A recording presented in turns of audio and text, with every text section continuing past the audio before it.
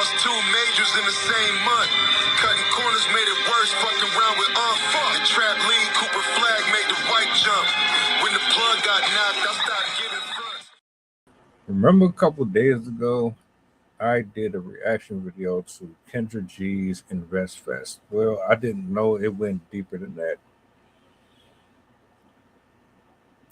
This brother here, apparently he's actually the founder of it. Excuse my naivety. He made some comments that pissed off the black community. And I want y'all to hear what he said. And then I want you to hear the response after everybody just came for him. It's a lot, I know.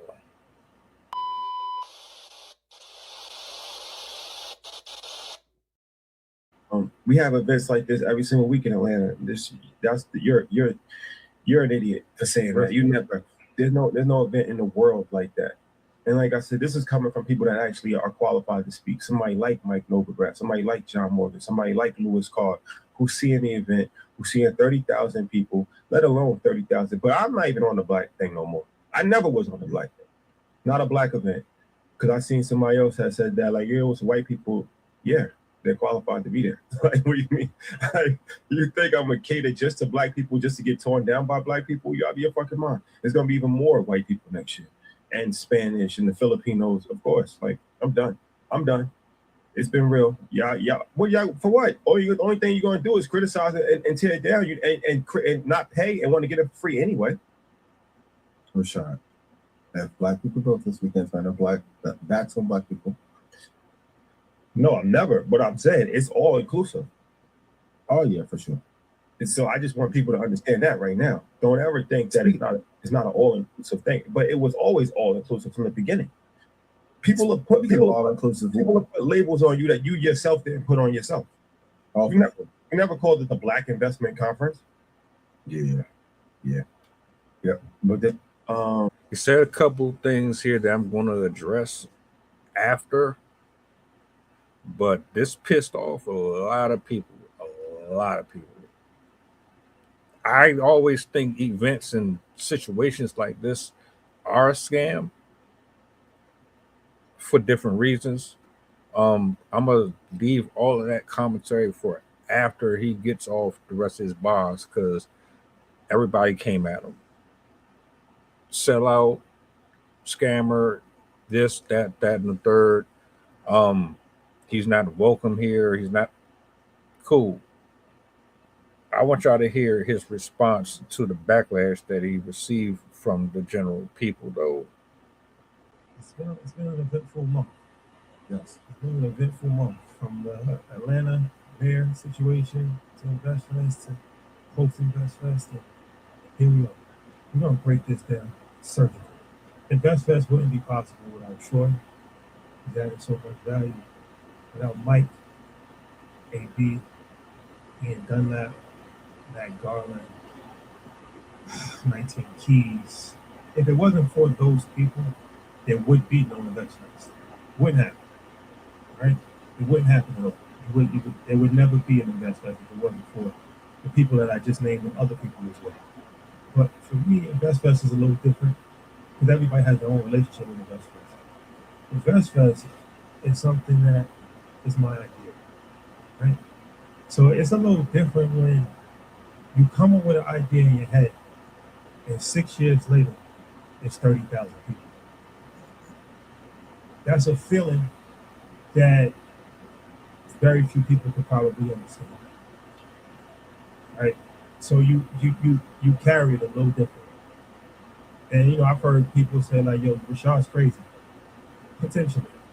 But you got to be crazy to think that what you think in your head 6 years later can be a stadium with no outside funding, with no sponsorship, with no relationship, with no connection, with no political relationship, just the empowerment of the people and the support of everybody that's working day in and day out. That's the beautiful thing. Half the people that's supporting or following you They're only following you to be nosy or to report back to somebody who hates your guts, or maybe they hate your guts themselves. The manpower, the level of frustration, believing in something that you pulling out of thin air to make a reality. Most people laugh and scoff at that all the time, and that's real talk. Like, y'all can feel however you want to feel about him or the next person who tell you, "Oh, I'm going to be the next billionaire," or "I'm going to run a multifaceted business in 5 different continents," or whatever. But you don't see the proof of it anywhere, so you just kind of brush past them. You can do all that, but you're not there in the silence, echoing absurdities to yourself, cheering yourself on when your best friends and the people that are closest to you the most are the ones that testify against your greatness, and they tell you, "Oh, it sounds nice," but they don't invest or pour into you at all. But they always give you backhanded compliments. I understand where he's coming from with this. On the flip side, sir, the remarks that you made at the beginning of this right here, and then the totality of the event, it absolutely rubbed people an entirely different way. And quite frankly, the attitude is definitely off-putting. I see 2 layers to this. I see a culture who fake support and destroys everything that they touch, and then I also see a part of that culture who does support, that has every right to be offended, but they're not understanding where the offense is coming from. You can see him being a grifter. You can see him being a tether. You can see him coming off as this abrasive, arrogant jerk who hates black people. But do you deny that black people tend to make things more difficult to celebrate when you have the business guy here, but then you have the sexy reds over here popping their pussy everywhere? I digress. I'm gonna let him finish getting his bars off. My bad. So when InvestFest really a labor of love. That's what people don't really fully understand. Like we promote InvestFest for 1 year. We already planning for next year now. We promote it for a year. We work on it for a year. This is all us. We take outside capital. Everything you see is us. So from a financial standpoint, this is important for people to understand.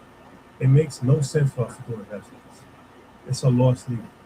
The amount of money that we make from investments, right? To be candid, because Market Mondays, I owe you guys a conversation because you are actually family. Yeah.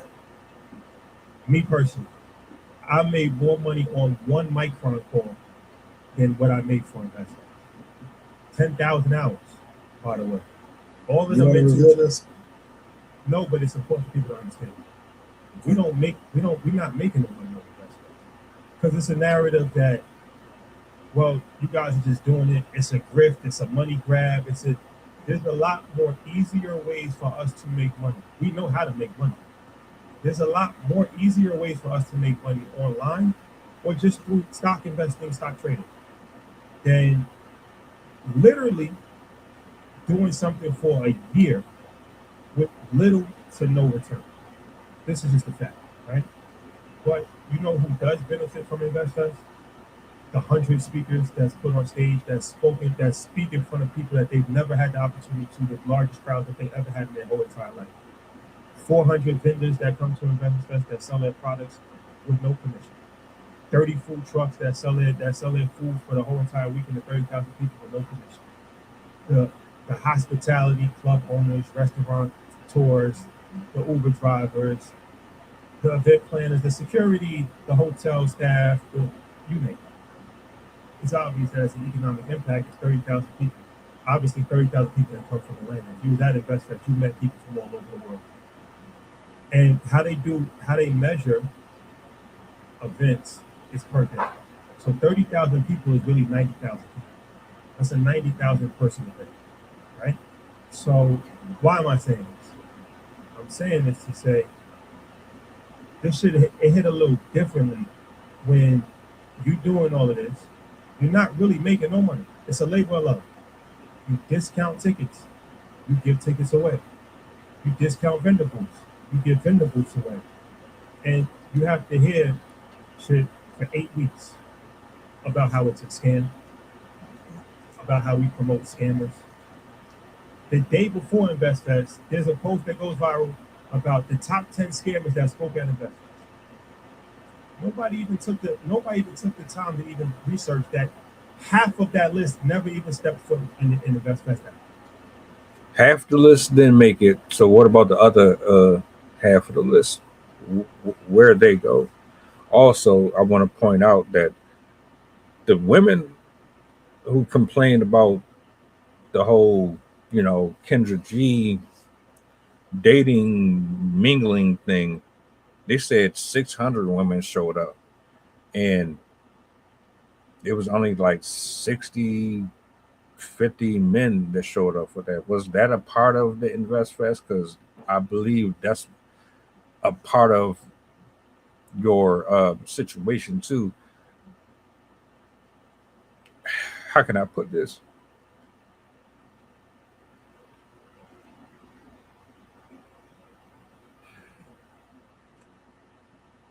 You say you didn't make no money off of it, correct? But you just named a bunch of people who absolutely benefited from it. Now, all of these entities that benefited from it, are these folks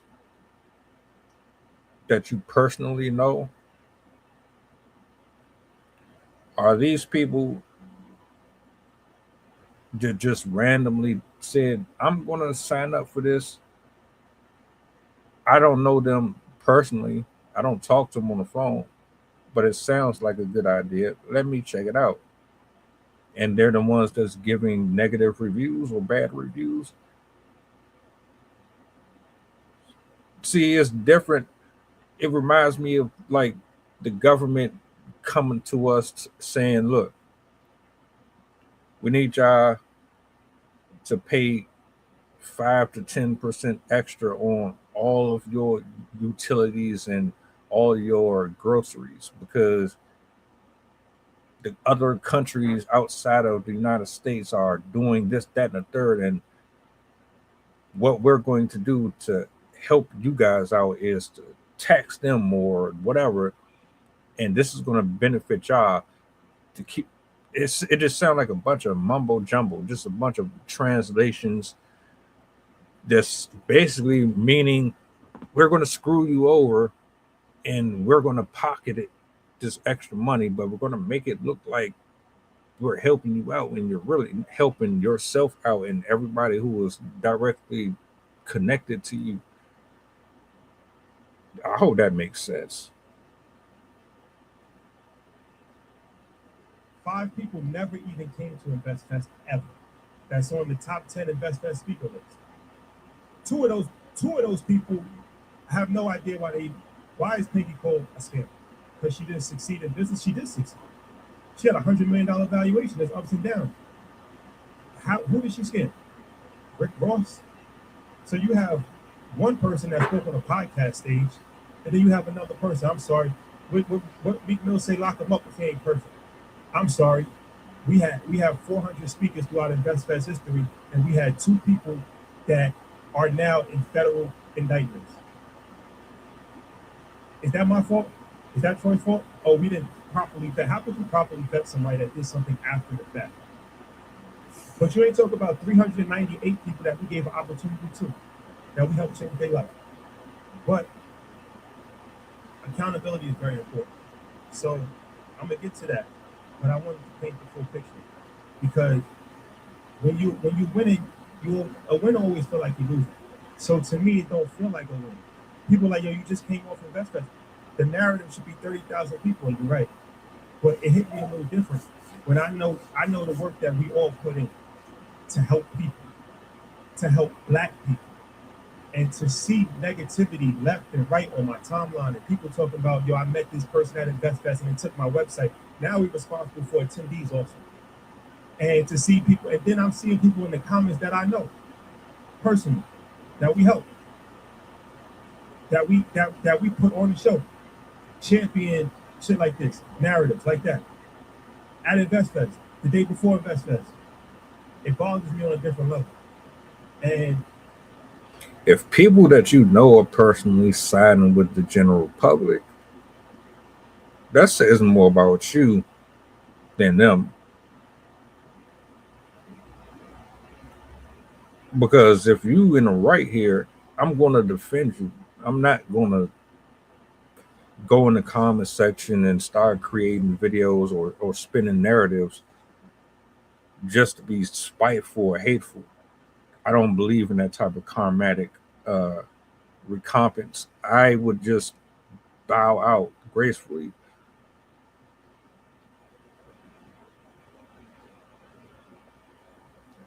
it's human nature, you got 100 people that say they love you. The one person that comes up and says that he hates you, that's stands out. It's gonna have a more vitriol response than the 100 people that tell you that they love you. But that doesn't make it right. So the accountability is this: no matter how much hate we get, I know that the love is 10 times more, and that's my fault for focusing on negativity over positivity.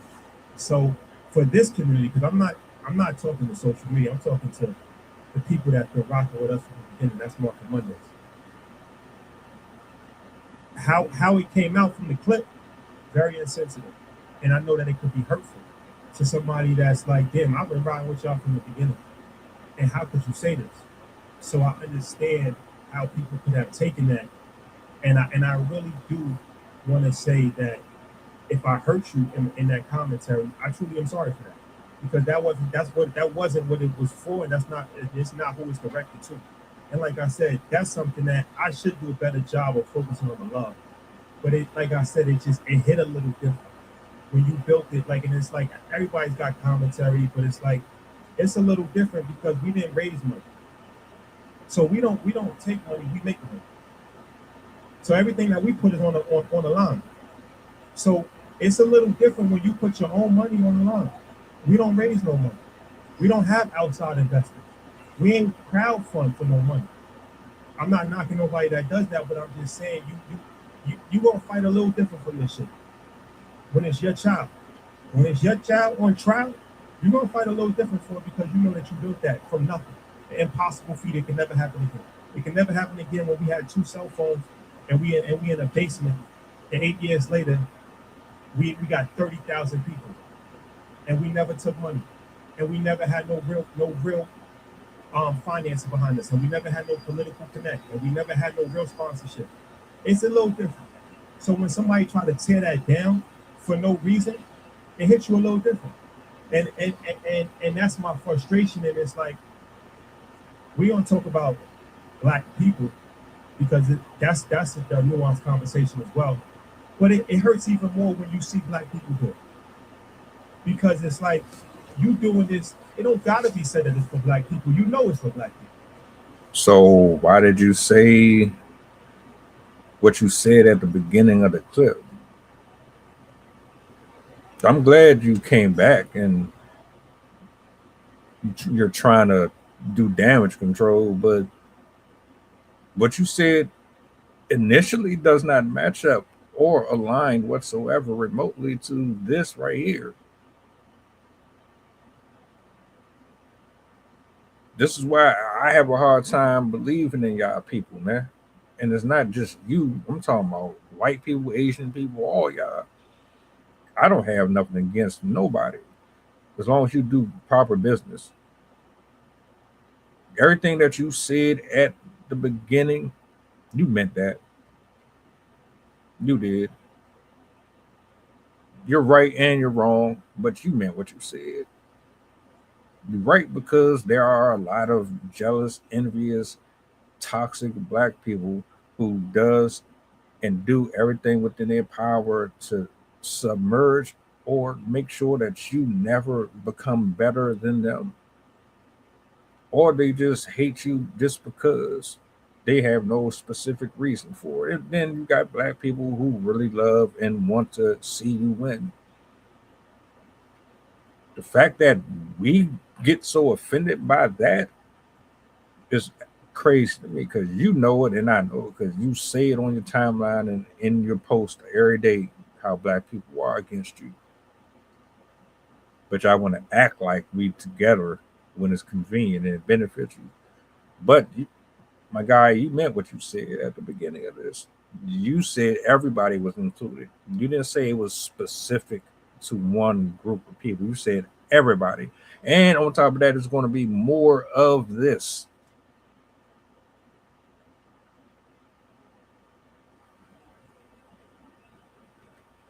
You already know that.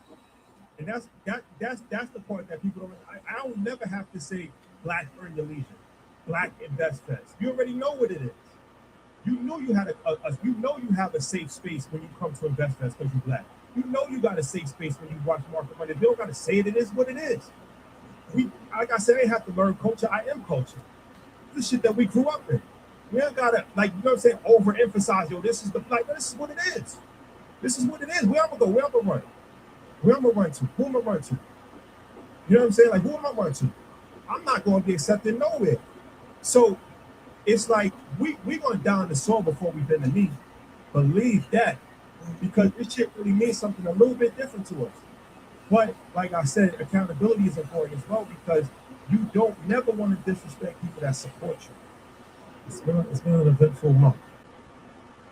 To be honest with you, y'all gonna have to do with this as you will, man, because you can look at it from different perspectives. You can say that he's against black people. You can say he's not. I know a ton of black artists and writers that don't get no love from the black community. And I know the same group of people that will show up as soon as you make it. You didn't see them nowhere when you ain't had shit. But the second you start getting numbers behind you, that's when people want to act like they rock with you. Or they're just venomous snakes waiting to feed off of you the second they get a chance to. Like it just comes in ebbs and flows when you building anything or you're on your own purpose and you locked in. It don't matter what culture you come from. In my opinion, I don't trust them peoples like that. It's to the point to where if I'm not manually taking care of it myself, I don't trust the job's going to get done. I don't trust that people are going to get the love and treatment that they deserve if they're working with me. I'm seeing too much of this scammer culture getting highlighted and getting supported and getting respect and getting defended by people that don't know them from a can of paint. But hey, what do I know? Y'all tell me what y'all think about the whole thing in the comment section. I would love to hear your opinions. I'm out.